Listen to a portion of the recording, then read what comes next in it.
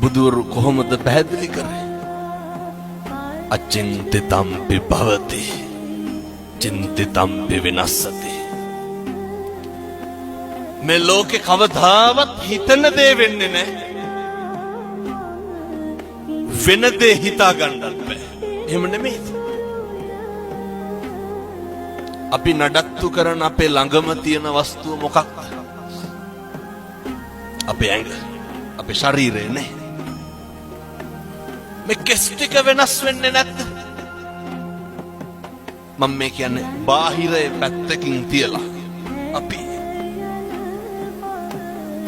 අපිට ඕන විදිහට ඕක තියාගන්න පුළුවන්. කම්මංගලං කින්ති කරෝමි. කර්මය දැඩි වුණාම හැම එකක්ම මේක වෙනස් වෙනවා. මතක තියාගන්න. තල්ල කඩි කාලා මිනිස්සු මැරෙනවා, නයි කාලා බේරෙනවා. එහෙමයි.